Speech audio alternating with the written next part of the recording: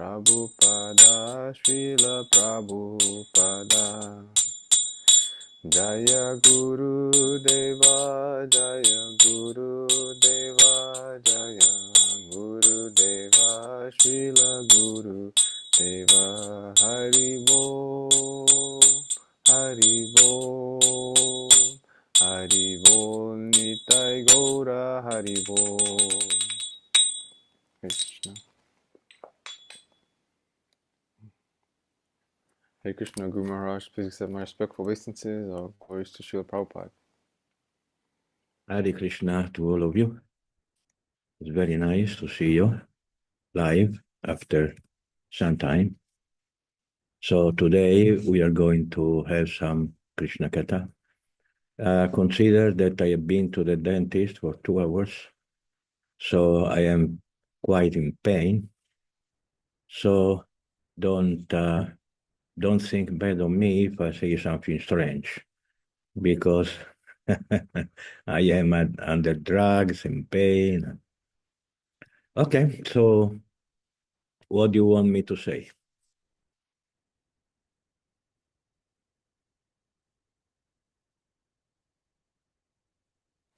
Guru Maharaj, we had our questions. I guess we could start with the first question, I believe, came from Lavanga Prabhu. Okay. Pleasure. Okay, if I can find it.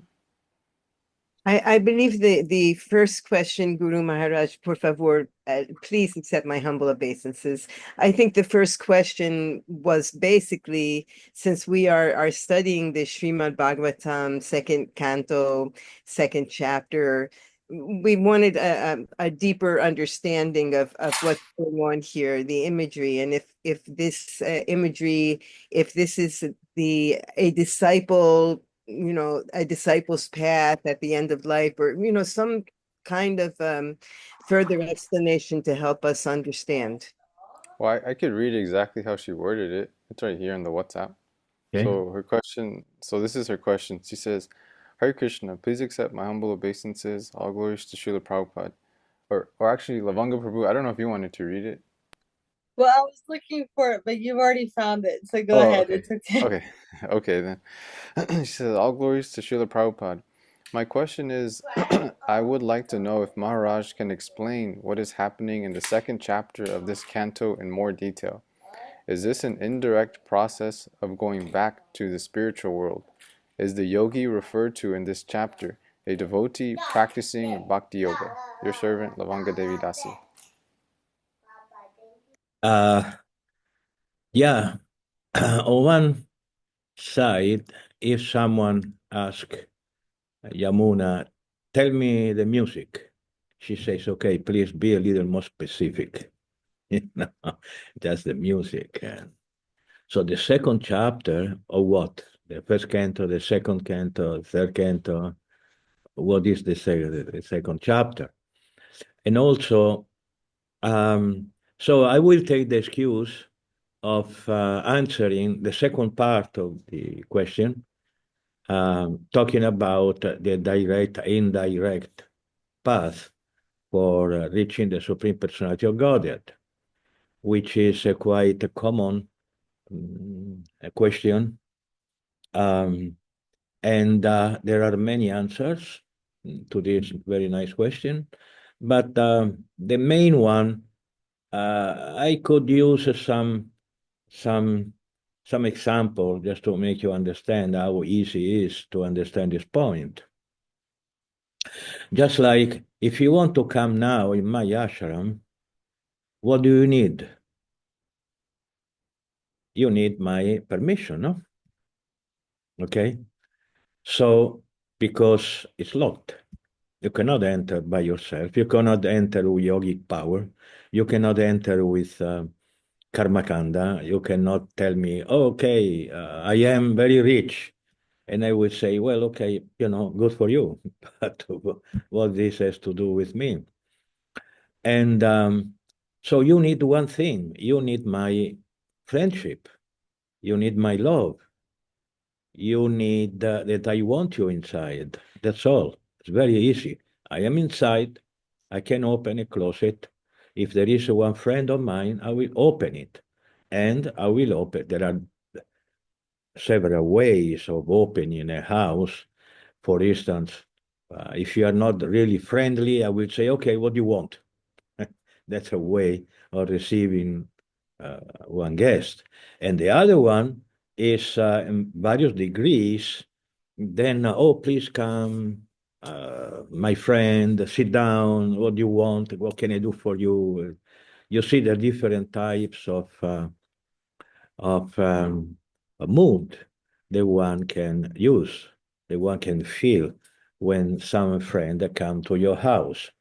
So this thing is not much far from the answer of your question.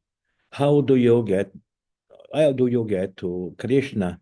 There is no direct and indirect path. There is only one, and the one is that Krishna wants you. So what is direct and indirect is the way you can achieve the favor of Krishna. There is many different degrees, that you can. And for instance, you want to go to Krishna and you practice yoga. Okay, what yoga is to do with Krishna? You cannot enter the Krishna loka with power or any of that. But since the anga or the bhakti or the yoga helps you control several aspects of your life, then you become more prone to become one day a bhakta because you control your senses, because you are detached from materialistic life. Obviously, if you live on the top of a mountain, you're not very attached to material things, otherwise you won't be there. And but it is not direct. It is not direct. Not very direct, meaning you cannot enter into the spiritual world telling Krishna, I am a great yogi. Or you can say, I practice karma kanda and I control my karma. Now I have a family, I have a big success, I'm an important man, Krishna, so I'm here, so please let me in. But Krishna is the proprietor or the owner of the entire universe. How can you impress Krishna with your karma, with the results of your karma? So it's not direct, it's indirect. The only direct way to go back to Krishna is that he wants you. That's all. There is no another way. The indirect way can help you enter into the direct way. And there is it's like two paths. You cannot go through the yogi, the power, the karma kanda, activities in your life, your wealth and everything, because material, no, with Krishna nothing to do. So the indirect ways, there are several, like dhyana, yoga, karma, and helps you to purify in such a way that one day you say, no, the only direct way is the only way to go back to Krishna Loka is to please Krishna. And this is called bhakti. And that's why we say that bhakti is the main, you say, is the main, it's the main way, is the main, you will say it, to get to Krishna. Because if you study the spiritual world, you see that everybody is his friend. He has gopas and gopis, he has the parents, he has lovers, and he has servants, and everybody do everything in love. They don't do it because they are obliged. They do it because they like to. And this happens when somebody has a very pure heart. If someone has a pure heart, then he wants to do something for the lover. Everybody of you is someone you love. It may be a wife, it may be a husband, it may be a daughter, it may be some. So you want to do something for this loved of yours because you love. This is the way of love. You cook, you clean the clothes, you clean the house. Why? Because you want him, her, them to be pleased. And this is the you say this is the psychology of the spiritual world, that everybody does things for Krishna not because they have any personal interest. They don't need to achieve liberation because they are already liberated. In the material world, someone can do puja to Krishna because he wants to get liberation. But in the spiritual world, they're already liberated. They are more than liberated. And so there is no selfish desire in the spiritual world. There is only love, which is prema or bhakti. There is a difference between bhakti and prema. Bhakti is the means to attain prema. Okay? Bhaktya. Bhaktya means bhak, means the how you say it, bhajan, chanting rounds, that's bhakti, and there are different degree of bhakti. But then, through bhakti, then you achieve prema. Prema, there are no chanting, there is no service, there is no service, just love. Everything you do is love. It's pure love. So it's bhakti may be a lot of rules and regulations. You have to do this, you have to do that. But when you get to prema or prema bhakti, then you have no rules or regulations. Everything you do is perfect. What we do today is not perfect. May be perfect and may not be perfect because we are conditioned. But once you arrive to Krishna, even something that you say, well, doesn't look perfect, still is perfect. Because in the spiritual world, there is no imperfection. Anything you do in the spiritual world is perfect because you are in the spiritual world. So to resume, to get to Krishna, there are no indirect paths. The indirect path are the path that helps you to develop the desire to get into the direct path, which is bhakti. And about the second chapter, if you want to be a little more specific, I will gladly answer your questions. I can be more specific, yes. I think I was just confused because first Maharaj Parikshit is asking Shukadeva Goswami, what is the duty of a man who's about to die? And then in the next chapter, it goes into meditation on the Paramama, and then later how the yogi goes to different planets and then ultimately gets liberation. And then at the same time, I'm also hearing about how with Dhruva Maharaj, the airplanes came down and just took him back to the spiritual world. So I was thinking, after Maharaj Parikshit asked this question to Shukadeva Goswami, why is Shukadeva Goswami talking about this yogi, doing this meditation and then going to different heavenly planets? And then, so I was a little bit confused because I always thought he would talk about, like chanting the holy name and then the Vaikuntha airplanes coming, I don't know if you understand what I'm talking about. Yeah, so I understand what you're saying. Well, there are a lot of advantages to be talking to devotees who are more or less on the same level, because you're not afraid to say what you three, which are advanced, senior and advanced devotee, I can say something. But if somebody else was here, maybe I would be a little more preoccupied than saying something that you understand, but he or them do not understand. Okay. So the teacher is not somebody who talks. The teacher is someone who teaches. And to teach you had to open your eyes and look to who you have in front, you see? Or maybe you don't care, and if somebody does not understand, well, that's his fault. But a book like Bhagavatam or others, which are books for the next whatever 10,000 years or whatever, you had to be a little careful to what you say.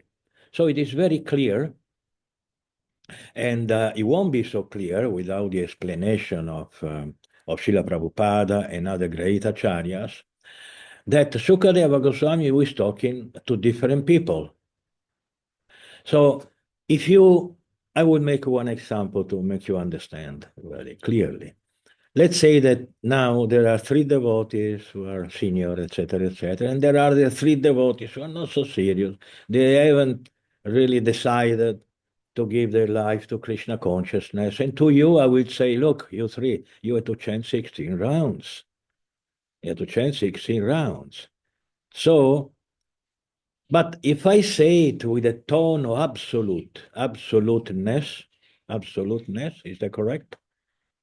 Absoluteness, that everybody must chant the 16 rounds. Otherwise, you are not a devotee, you are a demon, like we were preaching in the beginning of our spiritual life when we were kids, and so we didn't have the balance. Many classes at that time, during Prabhupada time, would begin. There are two types of persons, devotees and demons.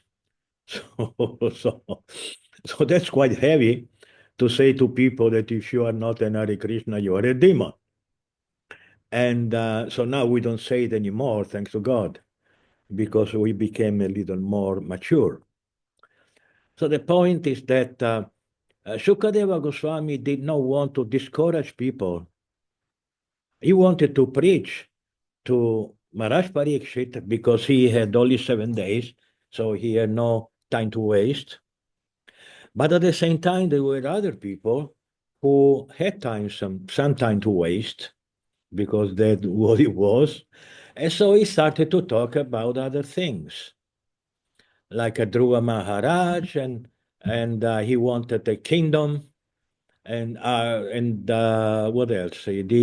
Another one who wanted and then he wanted the Dhruva Loka and this and that. Everybody has some personal desire because they think that my own pleasure is the most important. A pure devotee does not think that way.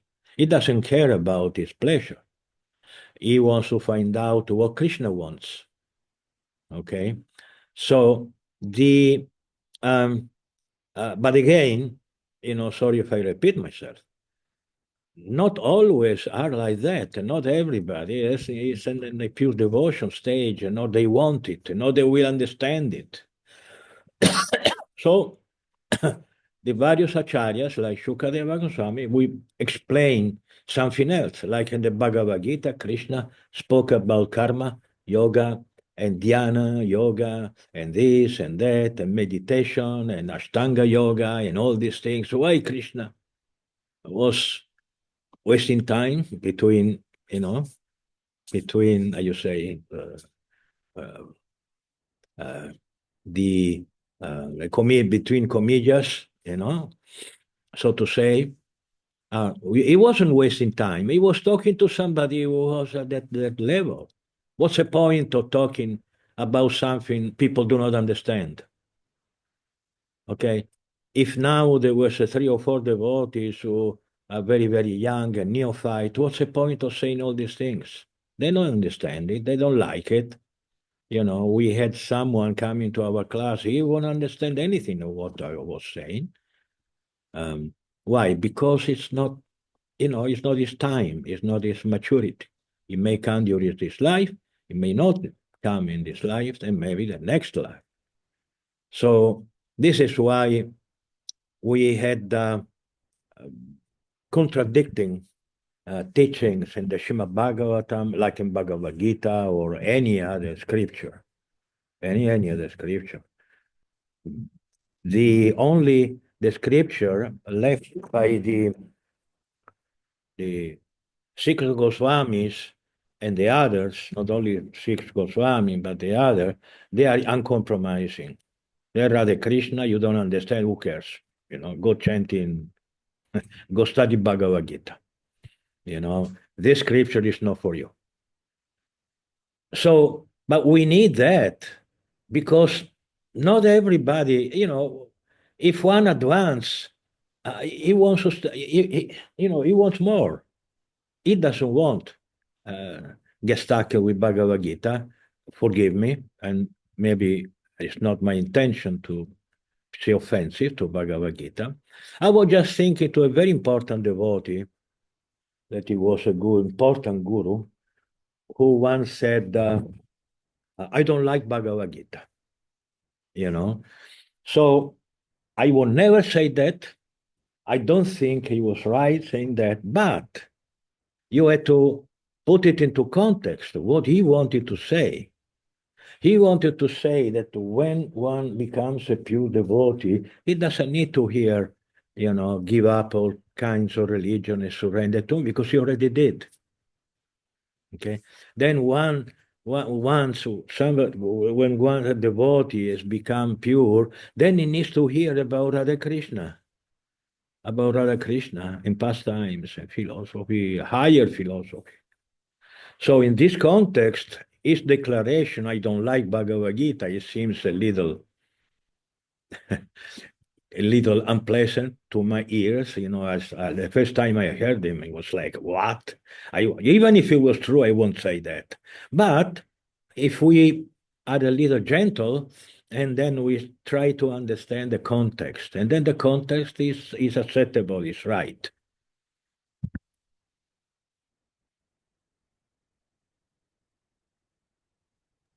Thank you. I realize my mistake now because quite often when I'm reading Srimad Bhagavatam, I forget that Shukadeva Goswami is speaking to more people than just Maharaj Parikshit. So you have to take that into account as well. Yeah. So Have it you makes perfect sense. Have you read the ninth canto of the Srimad Bhagavatam, or the eighth for that matter? It's Yes. a long, infinite, endless list of kings and wife of kings and sons and daughter of kings. And someone read, why should I read this? I mean, who cares who is the son of the king and the daughter of the other king? But there is one thing that we have to understand. If something is written, the Bhagavatam is not is useful. You should read it. Like Mahabharata, I'm working now in the second volume of the Adi Parva or the Srimad Bhagavatam, and there is an endless list of kings and I had to explain, and I had to give a biography of everyone. I am in Vrindavan. I would like maybe to talk about Radha Krishna and not about Atri Muni or Vasishta Muni or this. But I had to understand that this is spiritual. This is not material. This is a pastime. Just like Srila Prabhupada one time said, the devotees were saying, Srila Prabhupada, we don't like the pastimes of Krishna killing demons. We like more the pastimes of Krishna with Gopa and Gopi. And Prabhupada said there is no difference. You read them all, one after another. There is no difference between Krishna killing a demon and Krishna dancing with the gopas or gopis. So this is something we have a hard time to understand. And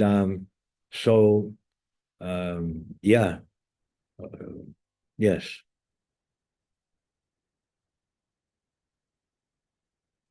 Thank you. Thank you.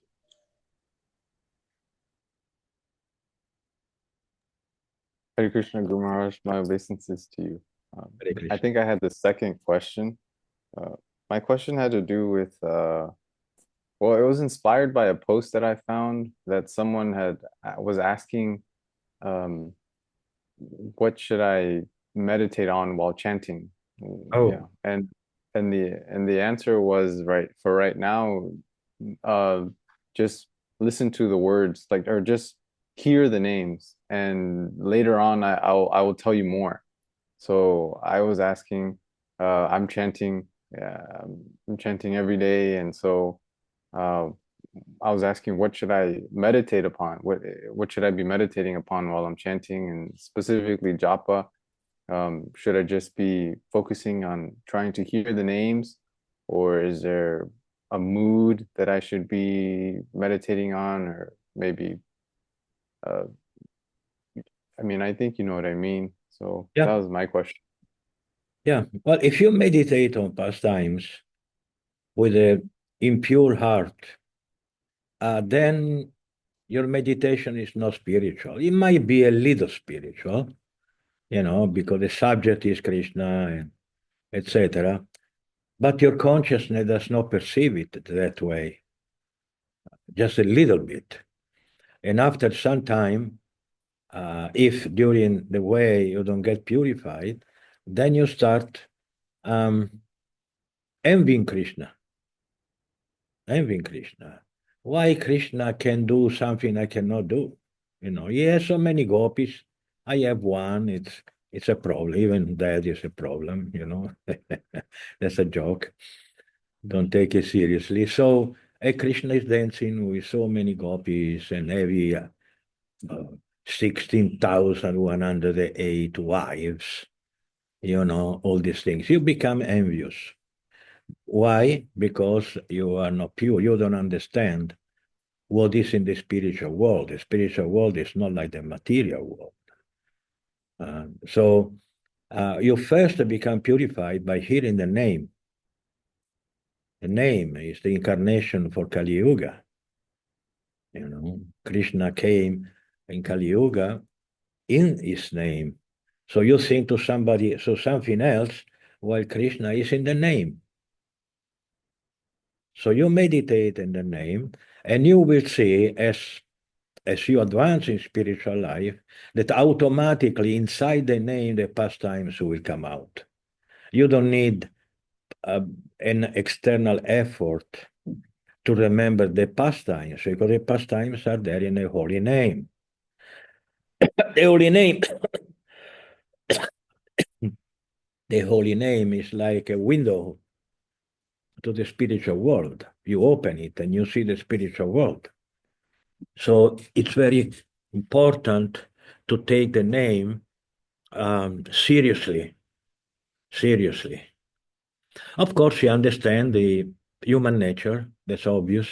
There is some um, I would say boredness. You become bored chanting Hare Krishna only, especially in the neophyte stage. That I understand. Then, if you are neophyte and you need something else, then you can think about pastimes, but that is not the the process. The process is uh, hearing the name. Thank you very much, Guru Maharaj. That's very clear. Hare Krishna. And then Mata Yamuna had the third question. I don't know if you'd like to ask it, or I could read it on your behalf. Well, actually the questions that I submitted, actually the first one was a question of yours.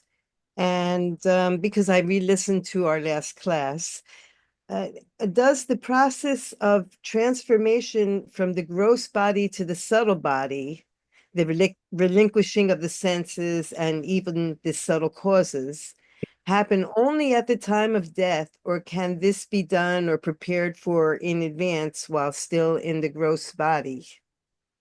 That's the first of Well, it's like the yogis on the Himalaya. They don't do almost anything with the physical body.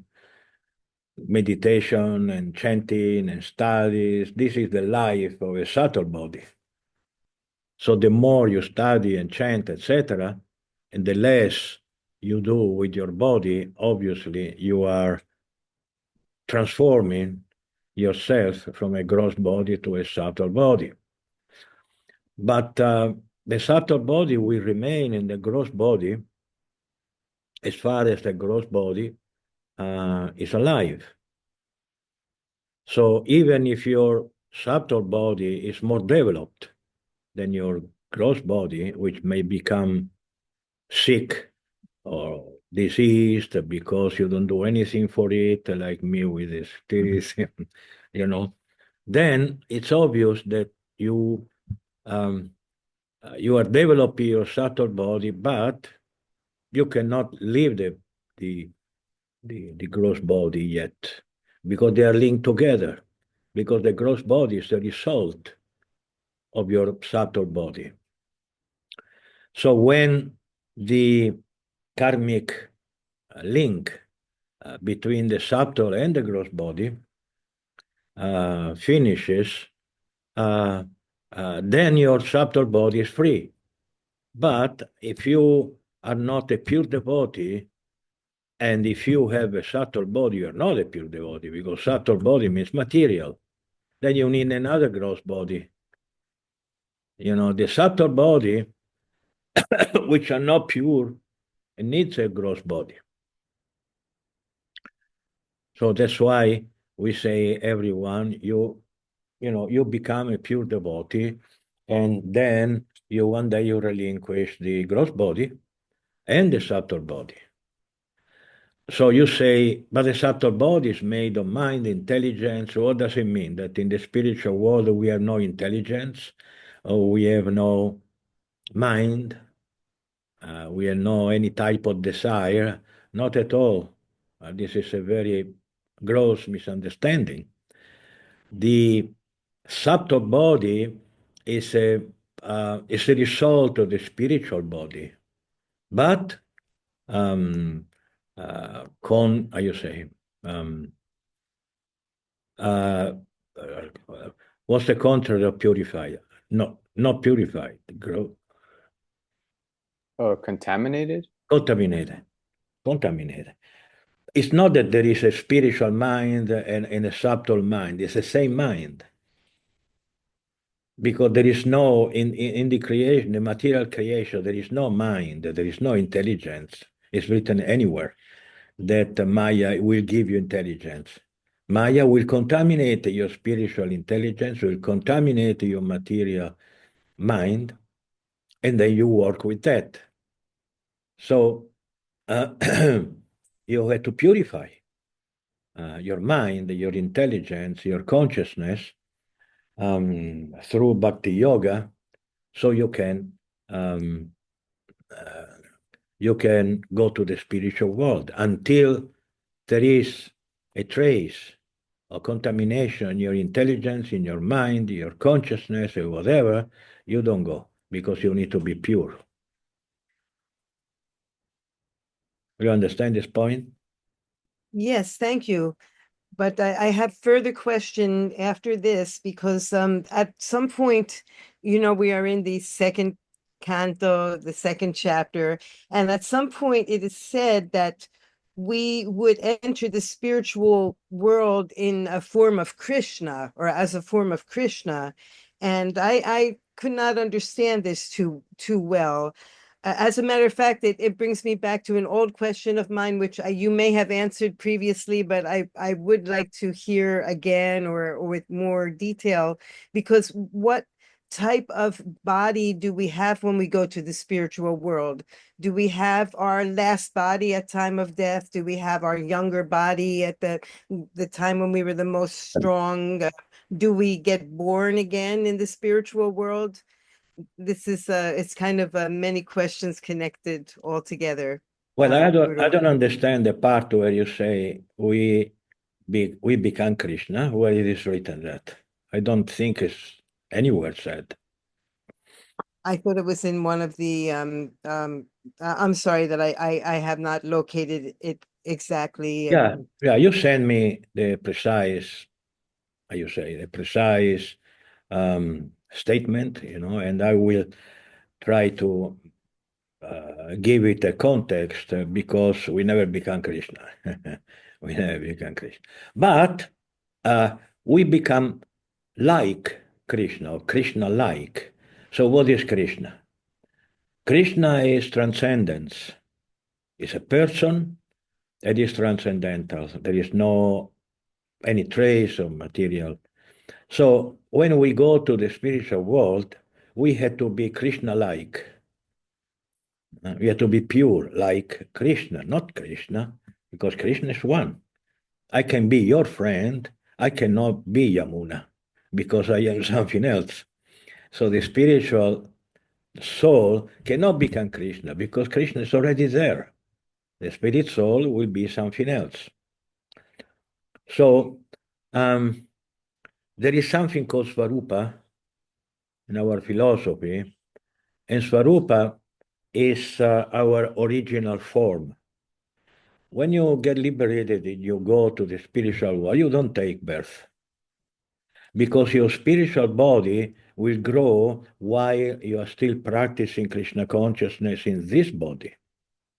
So when you are liberated, you already have your body, your spiritual body.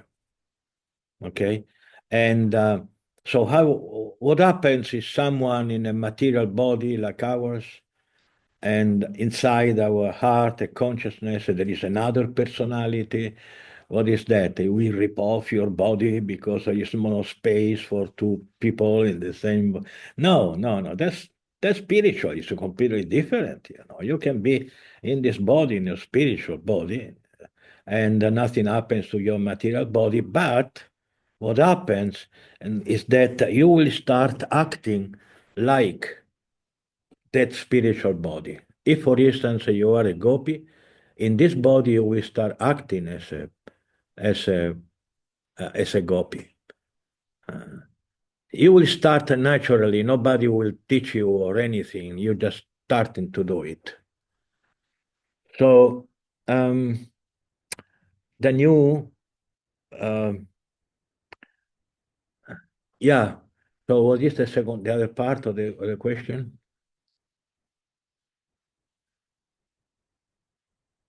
Will we continue to age in that environment, or No, will?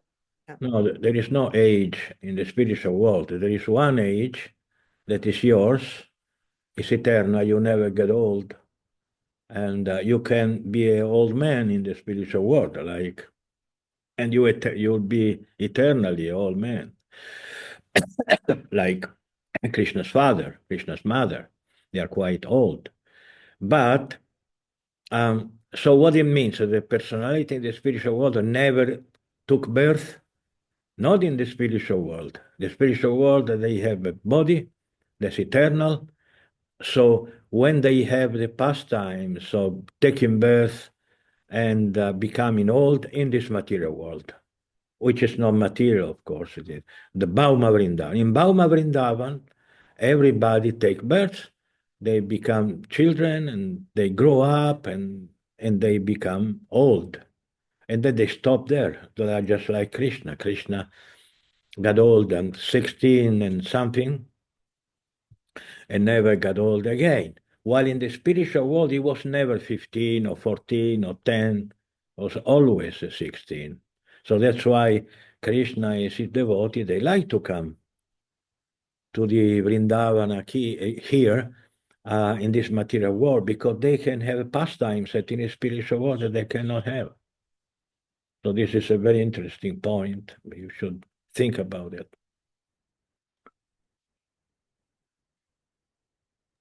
Thank you very much. Very good answer.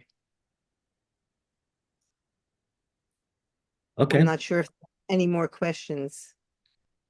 If we don't have any more questions, then we close as you like.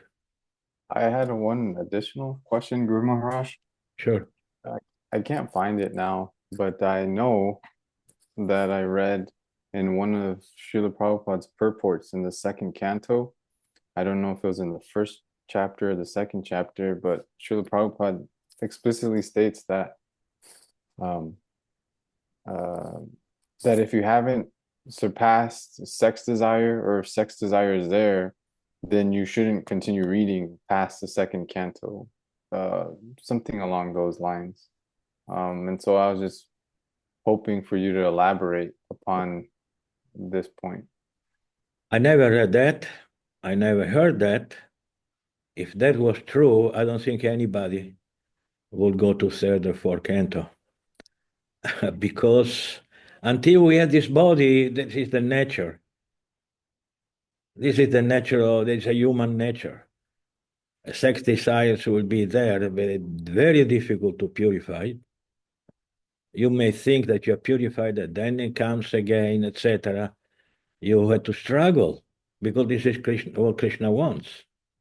When you go to a gym, what the teacher of gymnastics, what they want from you? They want you to try. You may not be able to lift 10 kilos or whatever, but if you don't try, you'll never be able to. So material desire, and especially sex desire, is very difficult. It's very difficult because we don't want to depart from pleasure. We think that is a very nice thing, it's not bad. So I want it. But then you had to consider how expensive it is in terms of karma, in terms of entanglement, because once you do it, there is one Gaudiya Vaishnava guru said, that is like a tiger. Once you taste it, you never forget it. Once a tiger tastes meat, you never forget it. That's why being brahmachari from the beginning is the best. But unfortunately, we have not been brahmachari, so we have so many experiences, and now we are paying the cost, the price of those experiences by having to struggle, because we know that it's not good for our spiritual life. It's not good to think that I can enjoy with my body, and this is what sex is, after all. Enjoy with my body, but we are not this body. So we go against the ABC of our philosophy. Our philosophy says you are not this body, but if you enjoy with your body, then you think, okay, I'm not this body, but it's not so bad being a body, you see? And you will think that until you will be betrayed, until you get old, until you get sick, and then you think the past said that it wasn't so pleasant because it has results. It has negative results. So better to abstain. And yes, it's a struggle, but struggle. Spiritual life is a struggle. It's not everything nice, Hare Krishna, Hare Ram. No, this is not spiritual life. It's like anything else. You have to work.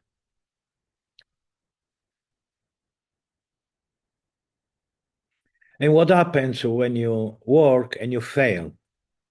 What happens if you walk and you fell down on the ground? What do? Do you get back up? You get back up. So this is spiritual life. You try, you don't succeed, you get up and start again. This is spiritual. Nobody is going to think of you that you are stupid, that if you do some mistake, maybe somebody thinks like that. I'm not. So you do a mistake, okay, get up and start again, try again. This is what spiritual life is. We cannot pretend people to be perfect. We cannot. If you do, not only you don't obtain the result of helping them to become perfect, but you discourage them. Because people will think, oh, I'm not perfect, it's too difficult to be perfect, so better I give it up. And this is not what a spiritual teacher uh, should obtain. He should not discourage anyone. Mistake, get up, try again.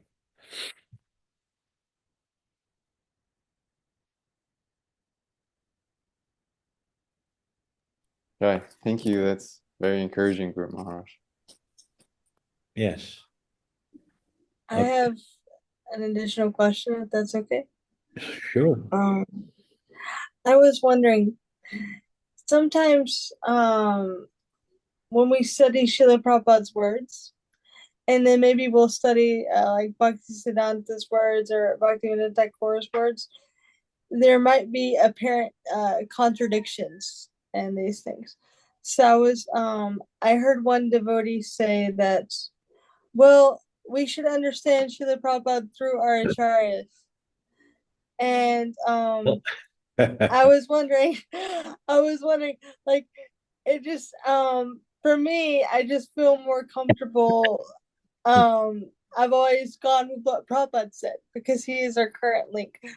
I don't know, could you comment on this? How do we understand these things that So, might look like contradictions, but we know they're not pure devotees, but anyway. so first of all, we should not try to understand Srila Prabhupada by our acharyas, but we should understand our acharya by Srila Prabhupada. Thank you. You know, this is the first thing. Second thing, most of the books written by Srila Bhaktisiddhanta, Srila Bhaktivinoda, etc., were not written by them in English. They were written in Bengali. And then we have translators. Okay? In Italian there is a phrase saying traduttore traditore, which means a translator, traitor. You see? Because translating a book is not about giving the word, it's giving the personality of the person who wrote. That's why when we write a book, the book I'm writing, after all, are my books. I would never be able to convey Srila Prabhupada or Vyasadeva. Now I'm writing the Mahabharata, and I translated and explained Harinam Chintamani, Ramayana, etc., etc. I don't say that this book has been, of course, written by Valmiki, but there is my personality there, because it's impossible. I'm not Valmiki. How can I write a Valmiki book? Okay, so what happens with Srila Prabhupada, that he wrote in English and he spoke in English. This is what the guru should be. The guru should be someone who speaks the language. Because if he doesn't speak the language, if he speaks something else, then somebody else will put his own understanding, his own personality in the translation, and you will not get the full weight of the original works. So I read many books from Srila Bhaktisiddhanta, Srila Bhaktivinoda Thakur, and of course other Acharya, Vishwanath Chakravarti Thakur. I wrote books. I translated and explained books from Vishwanath Chakravarti Thakur, etc. So very rarely I just translate books. I don't remember if I really did it. Because even the Mahabharata, the 2 volumes, or the Ramayana, 1 volume, there is something of me. So if someone doesn't care about me, he should not buy my books. But if you read the book written by somebody else, don't be under illusion that is exactly what the Acharya said. Maybe it is what the Acharya said, but it's not the same thing. If you would be present of Vishwanath Chakravarti Thakur, Gopalabhatta Goswami in Radhakunda and sit down, you will have a completely different experience. Because in the words, they put their transcendental personalities. So not only you will understand philosophy, but you will, how you say, help me, Professor. Capture Yeah, or capture. Yes, capture. You just capture the atmosphere. You capture his consciousness. You capture his spiritual advancement. It's there, it's in the words. But if these words are translated, it's okay. I not say that they're not okay, but you are not capturing the transcendental personality of the Acharya. So when somebody says we should understand the Srila Prabhupada by the Acharya, it's exactly the opposite. You cannot understand the Acharya without understanding Srila Prabhupada. That's impossible, because our Acharya is Srila Prabhupada. Number 1 without the number 2. This is something we had to understand. And that's why ISKCON gurus made a very strong point on Srila Prabhupada being the Acharya, on um, trying to say what Srila Prabhupada said, the more is possible to maintain Srila Prabhupada in the middle of everybody. And just like when we give initiation, we talk a lot about Srila Prabhupada because we won't be Guru without Srila Prabhupada. We won't be anybody without Srila Prabhupada. And so this is not the same with our Acharyas. Vishwanath Chakravarti Thakur, he will say, no, without my spiritual master, I am a nobody. But the fact is another one. If he had not that Acharya, he would be with some other Acharya because he lived in Radhakunda. You know, we lived in Rome and Madrid and these stupid cities, you know, all these things. So it is very important, very, very important for our spiritual life to understand how Srila Prabhupada is at the center of our spiritual lives. Thank you. Thank you very much. That helped me a lot because I was a little disturbed when I heard that. That's bad. That is a terrible statement. Terrible.